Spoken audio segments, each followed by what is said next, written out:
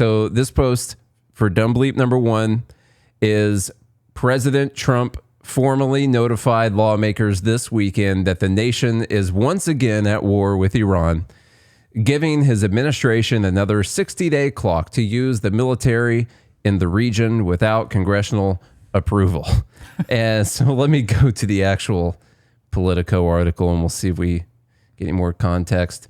Even under their title on here, Trump notifies Congress of new war against Iran.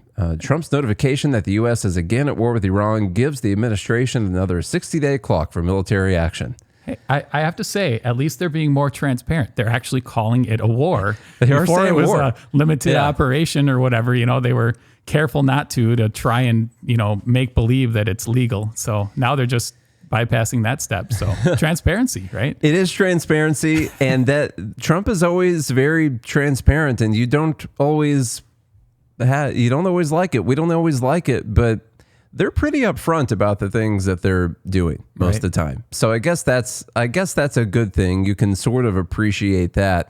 This is a crazy one because we joked around about this being the case, which is that they would do their war the first time and then do a ceasefire in the MOU and basically say the war is over, and then they would be able to just restart again and act like it was a new war with another 60-day clock on it. And so, according to them, or according to a bunch of MAGA people on the right, what the founders envisioned was that the president could unilaterally get us into a war for 60 days at a time, take a break, and then do another 60 days with the same country, take a break, another 60 days. And so as long as you take a break in between your 60 days, even though the first time was 90, the War Powers Act says 60 can be extended to 90. As long as you do that, this whole Congress thing, you don't need that. Right? Yeah. Why would you need the people's input on this kind of thing? I'm just imagining the diplomats trying to explain this to Iran. No, we need this ceasefire a little bit so that we can continue the war to make it legal on our side. This is important. Just play along. If you guys want to keep warring, we need you to sign on with this ceasefire. We got to take a few days off, and then we can just go right back to it. It's fine. It's in the Constitution, I think. Let's see. In a letter to Congress dated July 10th, obtained by Politico, Trump stated that the strikes that began on July 7th represent military action consistent with my responsibility to protect Americans and the United States interests both at home and abroad, which is not a thing. Just so you guys know, the way that he, this quote right here, the thing that's in the military action consistent with my responsibility to protect Americans and the U.S. interest both at home and abroad, is not one of the things even in the War Powers Act or in the Constitution at all. They're saying it like that's some kind of legal definition of when it's fine for him to go do this. Yeah. And it's not. It's just making things up as he goes. It's just not. I don't know how you feel about this. I'm not going to put words in your mouth. Of all the things I ever thought Trump should get impeached over, I would really, truly would be 100% fine if he gets impeached over this war. I was the same as you and Chuck for in my youth. I was, turned the sand to glass, war hawk, beat him over there. But the more you hear all the different stuff and you can see through it and all the excuses and everything when it comes to keeping these wars going, on the drive down here, I was listening to enough already and just getting more and more disgusted by it. And so it just angers me to no end that they're not even hiding it anymore. They're just saying, this is the way we're going to do things and nobody's fighting it. If you're going to war, fine, but do it legally. That's all. That's the only bare minimum that I ask of you is do it legally. Right. And they can't even do that. They even set it up with the War Powers Resolution where you don't have to get a declaration of war. It says in the Constitution that Congress has the power to declare war. And that's kind of what they say about war. But the War Powers Resolution was allowed for authorization of use of military force, which goes back to Jefferson's thing with the Barbary Pirates, because technically they got authorization from Congress at first, and it took a little bit for the actual war. And so when they look back with the War Powers Resolution, they said, well, even Thomas Jefferson did some stuff with authorization and not an official declaration of war. And so that's why that AUMF is listed in there. It's pretty clear with the War Powers Resolution, the reasons that the president can introduce troops into hostility or into situations where hostilities are imminent. And that's to protect us from an attack. And that's a declaration of war by Congress, or that's an authorization to use of military force. Well, here's the thing. I mean, what are they so afraid of to do it legally, to have Congress do this? I mean, are they afraid that we'll accidentally have peace for a little while? It's scary. Crazy. You could see a lot of some stocks would go down, Raytheon might go down, right. Northrop, Boeing, that'd be kind of tough. I suppose I'm not thinking of the poor grandma's 401k. Yeah. Think about how many jobs there are building those munitions. So you gotta take the economy into account. I guess it's just me being selfish. I don't want people to die, In this one, I'm going to add in Condoleezza Rice. Their sophistication was growing and their range was growing in their missile capability. And they were about to do a big deal with the Russians on their missile capability. And when I hear, well, it wasn't imminent, I think, you really want to wait till it's imminent? Or do you want to try to degrade it earlier? So that's the other reason, I think. But you do want to wait until it's imminent. Just like a bare minimum, I think you ought to wait till it's imminent. And even then, I think Congress should decide that's what we're going to do. But they're just sort of saying it out loud now. And Trump's he's paving the way here. I get, we'll call Iraq unconstitutional or Afghanistan or any of the other stuff. Those at least had authorization to use the military force behind them. Like Congress voted on the Iraq war and gave approval for it. They didn't declare war, but they voted and gave approval for it at least. The AUMF for Afghanistan and the terror wars was way too broad. It wasn't limited geographically. It was just tied specifically to the people who did 9/11, except for Saudi Arabia. And it's just tied directly to them, and way too broad in scope, but at least Congress got together and voted on something and gave approval for it. This is we're just doing it, and we're just going to act like we can do it 60 days on, 30 days off, 60 on, 30 off. Well, and from her statement there, that what else is going to incentivize all nations to arm up faster than hearing us say, oh, if we think that you're going to be a threat, we're going to hit you. They're going to arm up really fast then, because that's the only thing that prevents us from doing it. So all we're doing is how many countries fit that? They're not an imminent threat, but they could. Right. If they decide to, then that would be bad. And so we should just go ahead and start a war with them anyway, even though they're not an imminent threat to us. Yeah, that's probably a ton of countries fit in that thing, and not just the ones you're thinking about. Right. All right. That's number one. Let's move on to a funny one. Number two, this person, NYC photographer, says another terrifying day in socialist, communist, Momdanistan, apparently, Bryant Park, New York City. And so they are, of course, being sarcastic or facetious with this. And you can see there's a nice, lovely little video of how beautiful Bryant Park in New York is. In communist, socialist Momdanistan. Looks like a fine place to me. It always works out great in the beginning till, all the businesses leave and people run out of money. It does work out great in the beginning. This one tends to work out even better because this is a privately managed park. Okay. So this is not managed by the government of New York. It's managed by an organization that's been around since the 80s. And so they're able to charge fees and stuff for certain things, and they get donations, and it is a nonprofit, but they've got a private board, and they take care of security. They take care of all the stuff, cleanliness for the park. All these things are taken care of by this private organization, not the government. So those damn evil capitalists made a really nice, neat park to lounge in. Unfortunately, this one isn't perfect because it's a nonprofit. And so if you've been listening for a while, you know how I feel about nonprofits. I get it. profit makes you feel dirty when it's something good that you're doing. But see, I really care about those good things, which means I want people to do it for profit. So they get really good at doing that thing. You know, you want to, I don't know, you want to help children, orphan children or whatever, do it for profit. There's not going to be any orphans anywhere. Right. You know, so I'm not a big nonprofit fan, but anyhow, yes, the joke here, the dumb here is making fun of people who are criticizing NYC and Momdanistan. Here's how perfect this park is. Oops, the park is actually managed and security and everything taken care of by a private corporation that's been around since the 80s, and they're doing a great job. They're totally right about how great job the private company is. But this is always what they do. I mean, they're not highlighting Venezuela on the wonders of communism. They're talking about, you know, the Scandinavian countries that aren't you know, socialist or communist at all, you know. So it's either that they don't understand or they just don't want to tell the truth, one of the two. And I don't know which one it is, and I don't care, but it's still terrible.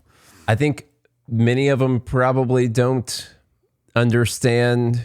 I think everyone's driven by emotions a little bit, but I do feel like there's a heavier emotional aspect with some of the things we're about to go through for Dumb Bleep number 3, actually, where when you start thinking like with emotions first, you're less likely to dig in to the actual details behind things, because then you're like really scared of being proven wrong. You don't want to see that. You've actually just got an emotional tie to the outcome that you want to see here and don't want to investigate any further than that.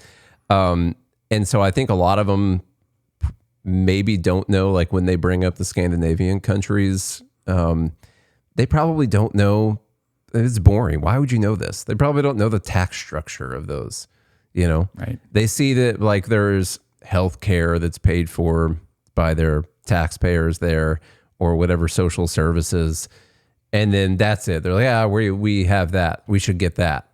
They don't think about the tax structure that they have, which is that the middle class is taxed at the same rate as the 1% in their country. They don't like specifically punish the richest people in their country. They're taxing everyone heavily. And our system is more like we're mad that people have a lot, and so we're going to tax them really hard. And that doesn't work very well. The ones that have the big welfare states that haven't collapsed, they're taxing everyone from the middle class up, and they don't have wealth taxes, even though all these people still push for wealth taxes and super high taxes on the rich. They have low corporate taxes, lower than we have, and none of the people pushing for Scandinavian policies would like that at all. And so they just don't look into that. They have populations that are smaller than the city of New York, also. So that's, you know, so many things different with these. But no, you wouldn't want to look into those things. That could end up like disproving your point. You don't want that. So not a perfect analogy, but since I'm here, I got to say it. So what you're saying is this is the Cowboys fans believing every year is the year, even though they don't want to look into the reasons why the Cowboys lose every year. No, let me tell you something. True Cowboys fans know that this year is not our year. Like you're talking to like some new Cowboys fans. Oh, okay. They like came on, you know, just like in the last 10 years or so. And they're like, yeah, this is our year. But if you've been there for a long time, you're not saying this is our year anymore. You're past that.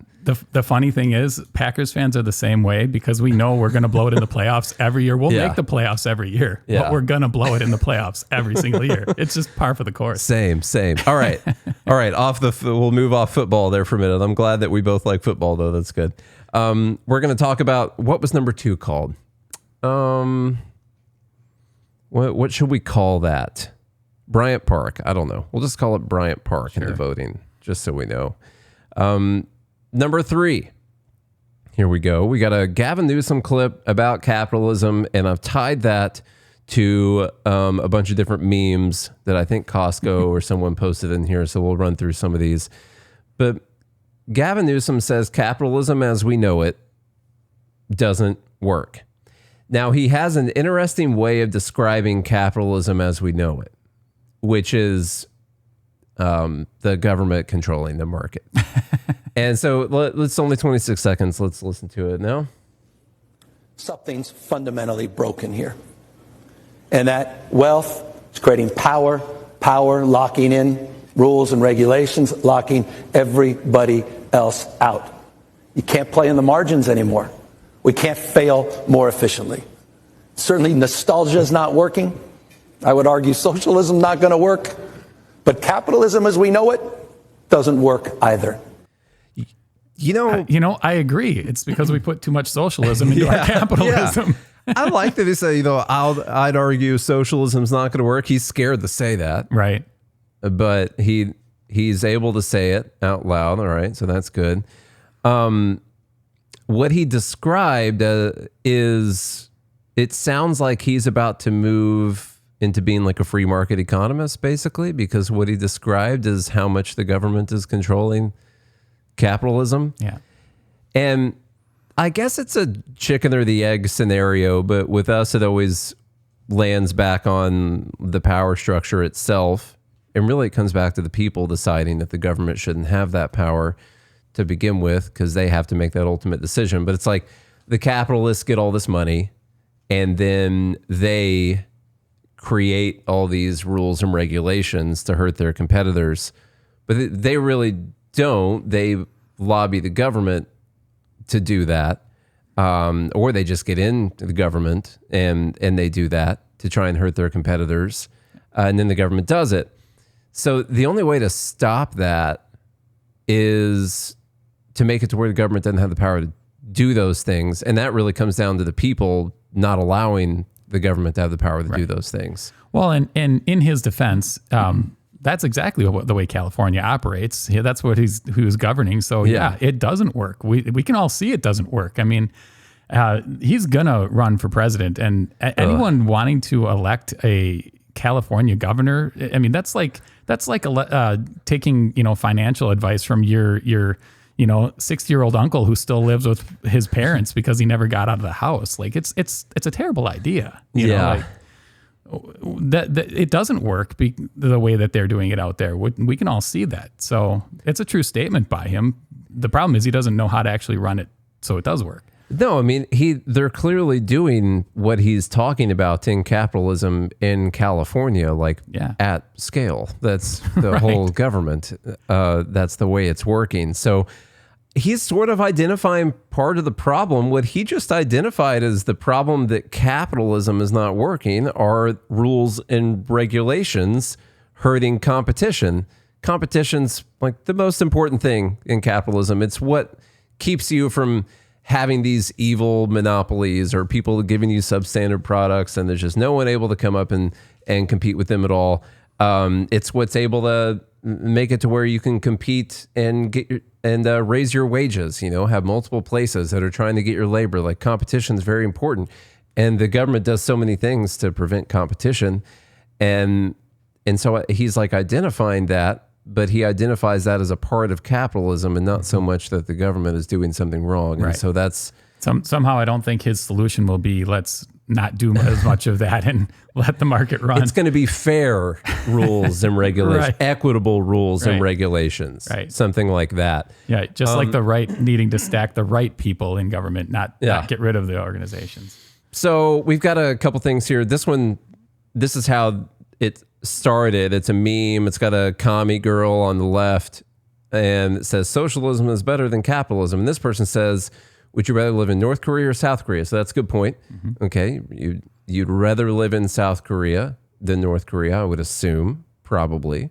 And so the response here from this commie page, this guy on the left says, capitalism is better than socialism. The girl on the right, same commie girl from previously, said, would you rather live in India or China? Is that before or after China started doing all of their free markety things that inspired their I think they're economy? talking China like and India like right now. Not, yes, that's a good. Is it back before China decided to free their markets a little bit more, have a little bit more market-based society? I think it's right now. And the point they're trying to make is China has the word communist in their government, And maybe a lot of people would choose to live in China over India. It's interesting because literally in the preamble to India's constitution that says that they're a socialist, but they do have like a mixed economy system. It sounds like they have a U.S. sort of system, only they're more upfront about how they're going to try and control the economy, and they probably do it way more and have a lot tougher rules and regulations and tougher enforcement on those things. They're not just like this free market economy utopia or anything. They got a big welfare state, taxes, all kinds of stuff. So I don't really know the point this person's trying to make currently. I did want to ask you though, which would you choose, India or China?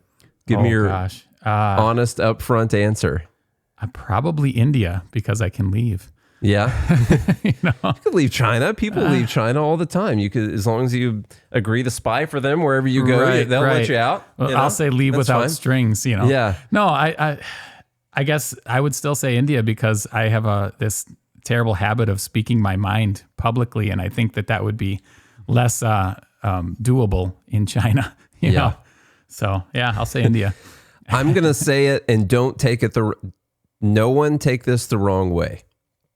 I would pick China, and it's because I prefer the smell of Chinese food over Indian food. Okay, that food. Is so true. I'm talking about the food. True.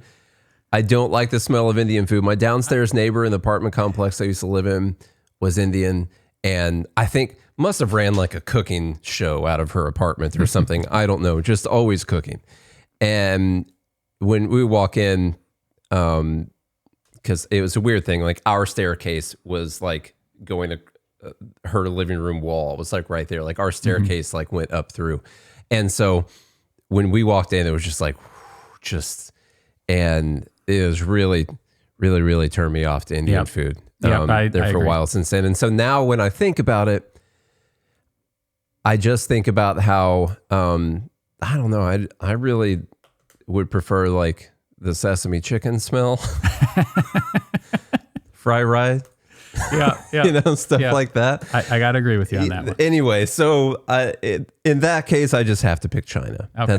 That's the important thing. Kyle Kalinsky says, they didn't call the $1 trillion Wall Street bailout socialism. They don't call nearly $1 trillion in oil and gas subsidies socialism. They don't call the billions in pharma bailouts socialism.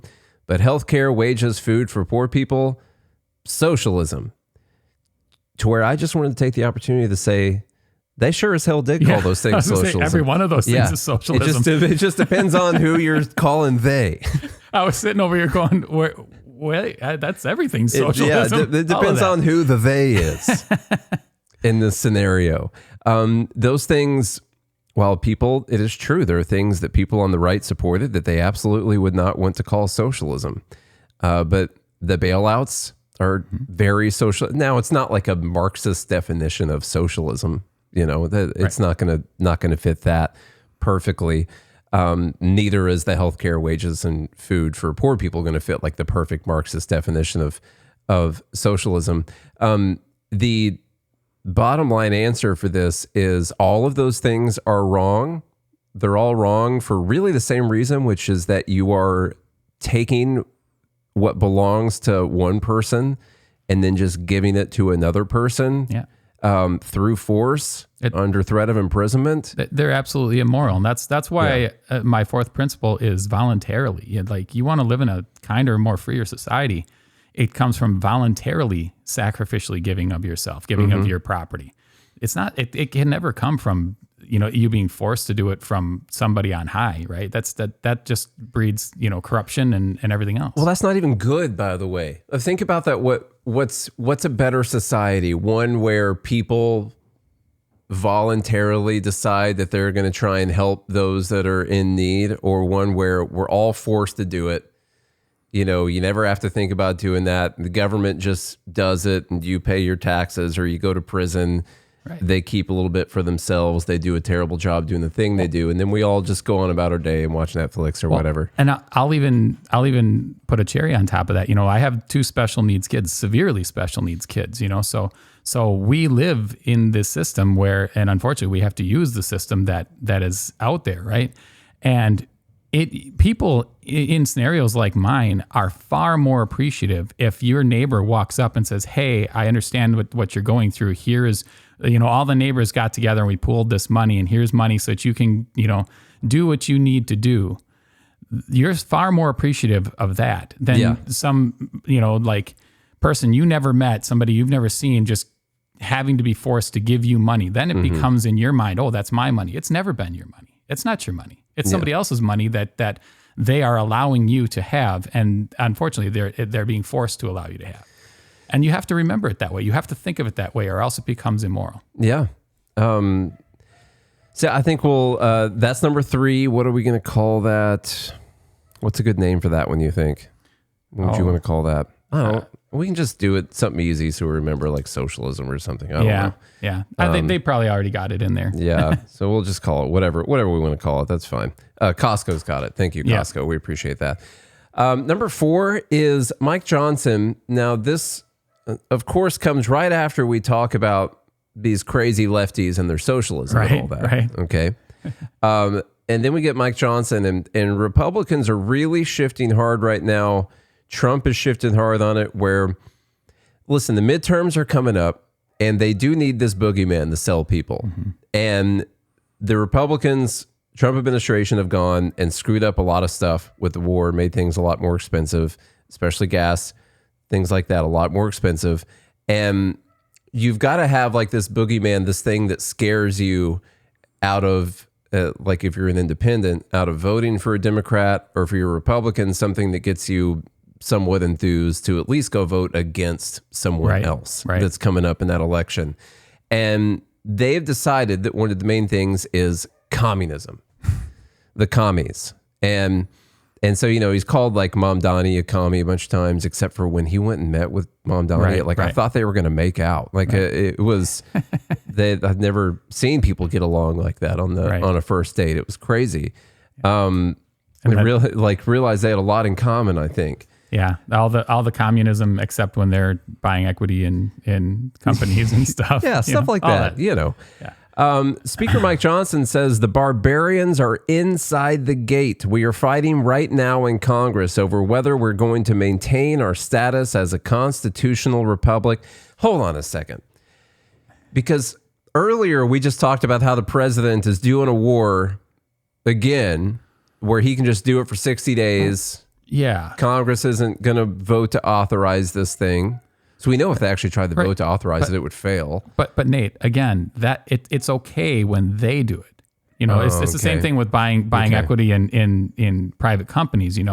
It's not communism. It's not bad when they do it. It's not unconstitutional when they do it. It's unconstitutional when the left wants to do it. Yeah. But no, the right, that's right. They should be able to do whatever they want. Obviously. There's like a little conversation in that the one that like kind of gets me sometimes where I'm like, okay, practically reckon that's true. They're going to do it. And so wouldn't you rather these people who are slightly less crazy do it instead? And we've actually heard them make that argument. Which is absolutely crazy to me. But they're making that argument. Like, they're going to do it. So wouldn't you rather we do it? We have control of the power? No, because they're going to have power sooner or later. Like, nobody should have it. And you're just making it more powerful. Yeah. Okay. So anyway, I interrupted the middle of his thing here, whether we're going to maintain our status as a constitutional republic or trade that in, dismantle the foundations, and go down this dark road of death to communism. That is the question. Boy, they are laying it on thick. Yeah. And he literally, like in the speech, was like, and here's why we need an extra $1 trillion to fight that. The thing is, we're seeing this a lot. Yeah, all of us that maybe voted for Trump or supported them in the last election because we thought they were actually going to maybe, reduce the spending by $5 a year or something, Yeah. That baby step. That would have been something. They've done so many things that upset us, with the unconstitutional war, the extra spending. I mean, they just completely turned their backs on us. And now they're coming back and they're just begging us, oh, you have to get in line. You have to support us or they might win. It's like the communists. If they do, they do. If they win, it's your fault because you told us what you were going to do on the campaign trail. You did the exact opposite. Yeah. Right. So don't come crying to us. If you don't have a DeLorean to drive up to 88 miles an hour to go back in time to fix what you did, then you're probably going to lose and learn the lesson so that the next time you get in power, because you will, don't do it again next time. That's the thing. If you still just vote for them, they have no incentive to do a better job next time. Right. Exactly. That's my biggest thing. Like, what are you teaching them in the same way that, like, if you're teaching the child, like, no, you can't do that. No, you can't do that. And then they do it and you're like, oh, all right. Right. So anyway, what'd you teach the kid just then? I'm not saying you punch them in the face or anything like that, or, so it's just, what are you teaching these children in Congress? That they don't actually have to do the things that they say that they're going to do because you're still just going to vote for them because at least they're not as crazy as the other people. Right. And if you keep doing that, they're never going to get better. Right. That's just the way it works. I think it's science or something. That's just the way it's going to work. So it's human nature. Yeah. Here's a little bit of this. There's actually, I watched this whole clip. It's 8 minutes and 27 seconds. I watched the whole thing last night. I was like, we could do a whole episode on this because it's ridiculous, but I'm just going to let it play here for a minute. We'll see what he says. The barbarians are in the gate. Last night I did a little, we had a big group actually of VIPs that took a little on a tour. I don't get to do that very often anymore, but took a tour of the Capitol, a quick one. We wound up on the House floor, and I pointed to them, as you may have heard me reference this often. I think of it a lot.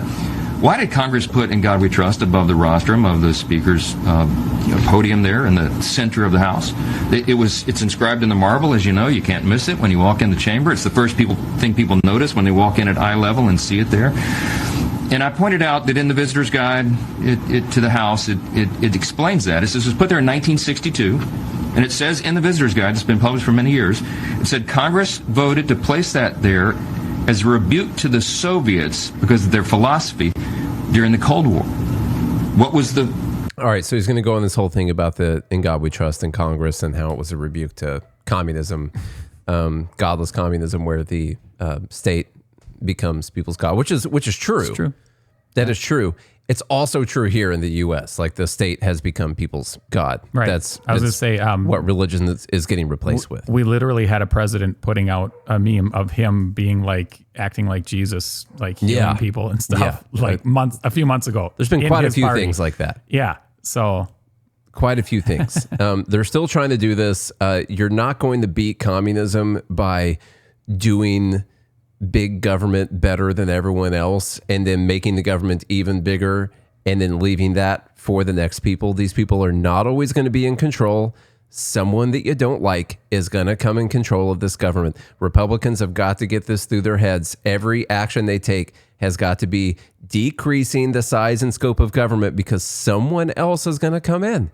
Yeah. It's going to happen. It might not be the next term. It could be the one after that. Are you going to leave that person with the most powerful government in the history of the world or not? Because right now it seems like the Republicans' goal in life is to leave the next Democrat with the most powerful government, the most powerful executive office, and the biggest budget in the history of humankind. And that's their goal. That's what they want to do. And then they're going to cry about communism. Right. While they're doing it. You're setting it up, man. That's what you're doing. What's hilarious is I flipped on the TV after I got back to the hotel last night, and the leader of the education union was on, and they were having a big conference, and she was saying the exact same thing. The barbarians are in the gate. They're in the highest levels of power. They're both using it. Fear drives votes, and they know this, and unfortunately that's all they care about right now is the votes, and they have no intention of actually fixing any of the problems, which is why they're just going to be out there scaring us for the next 6 months, and then they'll go right back into ignoring us, and promising about the good things they're going to do once they finally have all three branches of government. Right. Then they're going to do it. So let's go. I know we've got a few minutes here, so we can do our wrapping up, and you can get on the road and all that. I've got a couple left in here. I did just skip over one. I could make fun of this in less than 30 seconds. Yeah. Let's make fun of... I got time. We don't have to worry. Okay. Let's make fun of March for Our Lives very quickly, where they say a toy gun has to meet federal safety standards, but a real one doesn't. So this is one of those where I can't figure out... What do they mean by this? The toy gun has to have the little orange thing on the barrel so you know it's a toy? Yeah. I'm not sure like what so the point of a real gun, it is like if you shoot someone with it, it can hurt people. Mm-hmm. That's like part of the whole thing that it's supposed to do. And so I don't know if they want to check the real guns to make sure that they're not harmful. If that's like what they want to move towards. This reminds me of something that I would have posted thinking it was really, really smart, like 10 or 15 years ago, much younger, my much younger days, where I would have posted that. And I would look back on it now and be like, what was that kid thinking? Like that's such a stupid thing to say. But I mean, even on top of it, there's the waiting periods and everything. There's so many safety things they put in there. Yes, it's not for the actual gun, for what the function of the gun is, but it's to prevent, crazies from getting their hands on it. So, I mean, I disagree with most of those things, but to say they don't exist, it's just idiotic. I don't know what safety standards they're talking about. First off, the gun community, like if there's a gun, they're like, oh, this gun, when you shoot it, it blows up in your hand. Guess what? That's the last one that they're going to sell. Yeah. Well, not just that. We saw that there was a video that I think you guys put out maybe a month ago, where it was two young kids practicing at a range. That was in the Discord. I saw that. African American kids, and one was in front of the other, and the only comments from the gun community was, "Whoa, guys, you got to back that kid up so that they're being safe with the gun." The only thing they were worried about was keeping the kids safe during the thing, and everybody was kind of like, "Oh, that's what you care about?" It's like, yeah, we don't want the kids to get hurt. This is a very big responsibility, firing a gun, especially when there's another person in the room with you. Like even when you're firing it, if you're firing it out and there's not like a target that you're hitting or a hill or a tree, something that you're hitting, like unless you're shooting it perfectly straight up in the air, like it's dangerous. It's going somewhere.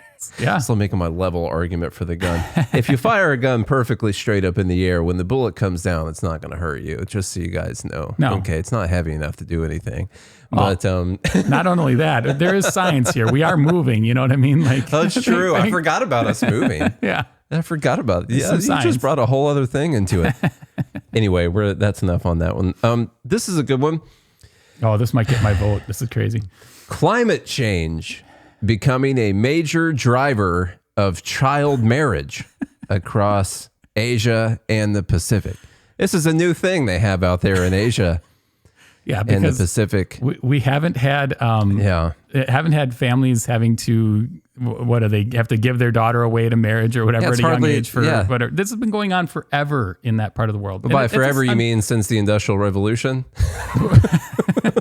Probably longer. After the CO2 got into the atmosphere. Right. And then before that as well. Okay. Before that too. Okay. It's crazy. Yes, it's unfortunate, but this is third world, this happens in third world countries, It does. And one of the reasons it happens is because of the poverty. That's just one of the things. Yeah. It sucks. This reminds me of this. This happens because of poverty. And the claim that they're making is the more like these disasters that happen and the more the bad situations that happen over there, it's going to equal more child marriages than there currently are. And it could be the case like where there are more natural disasters that take place, that there are more child marriages that year or whatever. You could probably track that or something. I don't know. What you can't do is directly tie it to climate change and say that disaster was like a direct effect of climate change. And now now capitalism, now the oil companies are causing child marriages to happen in Asia. Not only that, but the reason this might get my vote is We already have the data. We know in the past 20 to 30 years, that part of the world has gone up away from poverty and climbed the economic ladder by just unmeasurable amounts because of capitalism, because we opened up free trade. Unfortunately, we're turning our backs on that right now. But the free trade that we opened up in the 90s and stuff like lifted billions in that part of the world out of poverty. So it's a completely stupid point. It doesn't make any sense whatsoever. The dog's going crazy up there. I don't know if you can hear them. It's kind of distracting. That means they left. So the dogs are just going. So they're gone. The dogs are freaking out. This reminded me, I saw this clip going around of MrBeast. I guess he was on Rogan yesterday. Oh my. I was talking about, he's got these chocolate bars, and I guess maybe there's some child labor going into them. And he's talking about how he specifically asked for like non-child labor. And they're like, what are you talking about? What do you mean? That's not a thing. That's what we do here. And the comments on this are revealing to what people think about economics and the choices that people in certain situations have to make. Here's a little clip. That does all the sourcing for cacao. And I was like, so is there any way I can pay a premium and not have little kids work on my farms? And it literally didn't exist. And I was just so mind blown. And it really was frustrating because it's not even, did it not exist? Like no one really seemed to like even think it needed to exist. I was like, you guys, like these are kids. Like you have no issue making billions of dollars in profit on little kids working on the farms. It was like a very weird thing. So that's crazy. So that's most chocolate? Well, majority of the world's cacao, as you saw, comes from West Africa. So I mean, holy shit, man. Yeah, I know. And so that's what I'm So listen, I'm no fan of child labor. Okay, at all. But this gives time for like tough conversations. Yeah. We don't have like almost no child labor because we just chose to not have child labor. It's because we rose to the point to where we didn't require it anymore. Right. There was a point in time where like if you go all the way back, you have a kid and like you're just going around like trying to hunt or trying to build shelter, or trying to grow food or whatever. Your kid doesn't just sit there playing with sticks all day. Okay. Your kid's also helping, trying to keep the family alive. Yep. And as you move forward through that timeline, the kid is also helping, trying to keep the family alive because your economic existence has not risen above that for your like whole society has not risen above still needing the young child in your family to work to help the family survive. We made it through there, and then people say, well, we have child labor laws. So it was already going away at that time. The government always swoops in when something's already going away and says, yeah, we did that. But no, it's already going away at that time. And so what changes is the society becomes prosperous enough that you don't need children to work anymore. And that's the thing that you should work towards. We worked our way up through that and eventually got to the point where we are right now. And those societies are going to have to do that as well. And all the comments all in here are all what you would expect, the people talking about child labor. And it just shows like a complete misunderstanding of like where we are right now and how we actually got here as groups of people, producing and consuming things that we need to stay alive. So, well, and you have to, this is a rough conversation because yes, I hate child labor too. But you have to put yourself in the shoes of the people that are having to make that decision. They're literally, in most cases, having to make the decision of either my child works or my family doesn't eat, right? And what's the worst? What's the worst outcome there, right? Yeah. For them, there's their child is not being forced to labor. Their child is forced to labor because of the economic situation that they find themselves in. If we take that away on our high moral grounds over here, what we're actually doing is forcing them to be in more of a difficult situation. In a worse situation. Yeah. Yeah. And so I can hate child labor, but the only solution to this problem is continuing economic growth in there to get it to the point where they no longer need it and they can make that choice. And if, where he said, can I pay a premium? I actually don't hate that idea. Yeah, if you want to pay a premium and then that premium goes to each one of those families so that you're paying the child not to work, Now you're putting your morals and your wallet where it should be, and that's fine. But that's usually not the way it's going to work. And usually, unfortunately, they have to grow out of that economic situation. And the only way to do that is to get through it so that the next generations and the next generations no longer have to do that. And it does suck. It's not something that we should like. It's not something that I do like, but it is a reality in parts of the world. And unfortunately, you can't just snap your finger and make it go away. Absolutely 100% right. I'm not going to add anything to that at all, because we're going to do Dumb Bleep number 7. I think that was number 6. I'm sure Costco named it something in the group. Thank you, Costco, for doing that. All right, last one. Artist. Artist sells $25 trash found outside Taylor Swift's wedding. Just something funny to end with. I take it back. This one might get my Now, vote. Polymarket said it did this, like, Polymarket's become like very clickbaity. They said piles of garbage from Taylor Swift's wedding have sold out after being listed for $25 a bag. That's not the story, and it's not big piles of garbage, and that's not it. But that's the way that they're able to get people like real upset about something. It was actually these little plastic, little like, memento enclosed things. Yeah, okay. things. Now, it's still trash inside the thing, which is weird to me. I don't, that it's a free market, I reckon. And if that's what people want to spend their money on, Right. that's fine. I've never been obsessed enough about somebody that I would care to buy that. Like, oh, this was maybe their first cousin used this fork at the wedding. Like, Yeah. who cares? I want to like try and put yourself in the mindset of getting this ring pop right there and this little thing and not knowing, you don't even know whose it is, by Right. the way. You don't even know if it's from the wedding.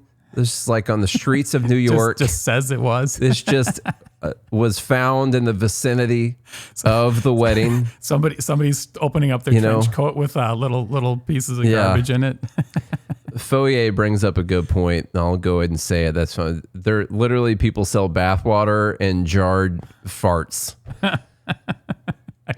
I mean, I'm trying to put myself in the mindset who has such an obsession with someone that would be valuable at all to me. I just can't. I mean, maybe they think that it's going to hold value later, but I can't see it. I don't understand it. I've never been somebody that really collected things. So Do you think I don't it's know. people, maybe people like without, like, I mean, everyone's got a like family of some, most people have family of some kind. I was just thinking like, you got mementos from your family. This is one from my grandma right here, actually. Okay, There's sure. one right there. Okay. It's not in a glass case or anything. But that's what that is. And if you see that, I saw it yesterday. I was like, that's grandma's thing right there. But like of a random. I think so.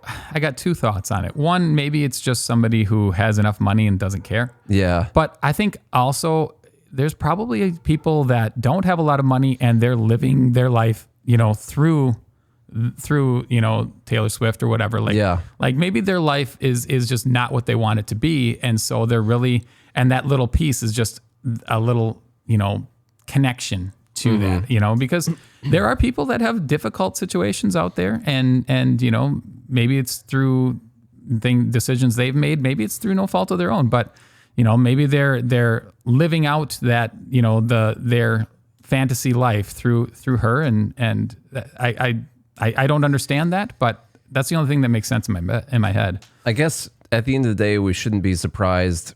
Her fans have been buying garbage for years. All right, let's get the votes in, everyone. We've got 7 things for everyone to go vote on. We've got 1.1, which is Chuck, and then we have 1.2, which is the 60-Day War Part 2. And then we had number 2, Bryant Park, photographer. Number 3, Newsom, capitalism, commie memes, all that stuff. Number 4, Mike Johnson, warning about the commies at the gate. Number 5, March for Our Lives, and the toy guns post. Number 6, climate change and child brides / we added in the MrBeast child labor conversation. I'm glad we were able to do that. And number 7, T-Swift trash. And so everyone go in there, into the group, get your votes in. Which one would you vote for, Josh? What's your... I put my vote in already. Okay. It is, I voted for the climate change child labor. Okay. They're just coming up with anything they can think of now. It's ridiculous to me. So yeah, the 60-day war is another, I mean, but we saw that one. It's almost so, it's too predictable though. Right. Like you knew that they're not going to try and get authorization from Congress. You knew that the MOU had basically no chance of ending the war. Right. The situation is not resolved. And so now we're in like a war. And this war, by the way, while people are voting, I'll just remind you, everyone has said this, everyone knows this. It needs to be repeated like every day. The current war that we're in is just to reopen the Strait of Hormuz. Like that's really what this is all over. Wide open. Yeah. Before we started. February 27th, it was open. We hadn't spent the over $100 billion this is going to cost us. It was already open. The nuclear dust was already dust. You know, those strikes happened the previous time. And so now where he's talking about the nuclear material is like, no one can get to that stuff anyway. It doesn't matter. And we can see them if they do get to that. And it's now just about who controls the strait, which beforehand ships could just go in and out of there, you know? And now we've kind of proven that Iran can shut it down if they want to. And we're going to spend $100 billion, $200 billion, who knows how much to try and open it back up and maintain control of something that was just freely traveled beforehand. What's funny to me is we always talk about, as libertarians, we talk about the government doing something that causes a problem and then they have to come in and solve that problem. There is not a better example for everyone to see of the government doing just that than this war.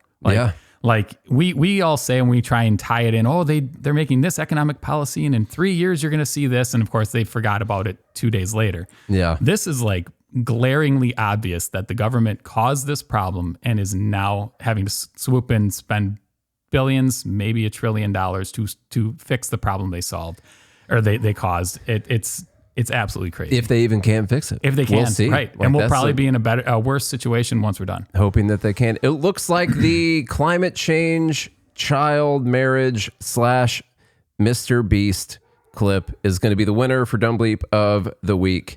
That was a fun show. I hope you enjoyed it, Josh. Did you have a good time? Great. Yeah. Okay. You know, maybe we'll do it again sometime, probably remotely. It's kind of a long drive for you to make a show. Yeah. It was a drive, but we had a good conversation down here. Yeah. So yeah. We got some big plans and we got some good interviews coming. You got can you tell everyone who you're going to interview next week? You want to wait? Do you want to wait? Well, I'll say it. Okay. I've got Senator Ron Johnson coming on next week, so pretty excited about that. And then so pretty excited. Gonna be a good one, and go check out all the other interviews as well. All right, that's all we have for today. The winner. That's Climate Change Child Bride. Go check out Martin's Minute on your favorite podcast app. Just search it in there. Go find us on all of our social media pages. Charlie always does this part. Yeah. Do you have the... Why don't you do your sign off? Do your sign off. Sure. All right. Do your full sign off. Do the whole thing. You want me to do the full... Do your whole thing, yeah. Do you have it? Some of it. All right, Liberty lovers. Go online, check out goodmorningliberty.us, become a member of the Fed Haters Club. You know, usually you get to tease Chuck in here, but today you can tease me and my bald head, you know, if you're Costco in the group. He hasn't called me fat yet, so that's good. But good. You know, go online, become a member. You also get to vote for the episode here. You get the pre-show.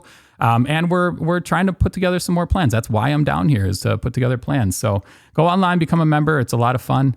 Leave us a rating review on Apple Podcasts and Spotify, and hopefully YouTube coming up if Nate can figure that one out. Where there's a new YouTube app. I just found out that YouTube was okay. Guys, do this as a job. This is something that I've been working on for a long time. I just found out there was an app for YouTube podcasts and that people like literally use it to listen to podcasts, like a podcast app. I just found that as a guy, this is episode 1,800. Today is 1,800. Yeah. And I just found that out. And I just realized that when you search Good Morning Liberty, it doesn't come up on there. So I'm working on it. Yeah. I'm going to try and figure it out. Figure that out. Yeah. All right. Be good to the sponsors that support the show. They make it possible for us to bring great guests and to get these shows out every day of the week when we feel like putting them out. So be good to them. And if you do all those things, Nate will be back on Monday and I'll be back next week with an interview. So until then, remember, you own your choices, each and every one. So make some good ones. I hope you all have a good night, a good day, and a good morning liberty.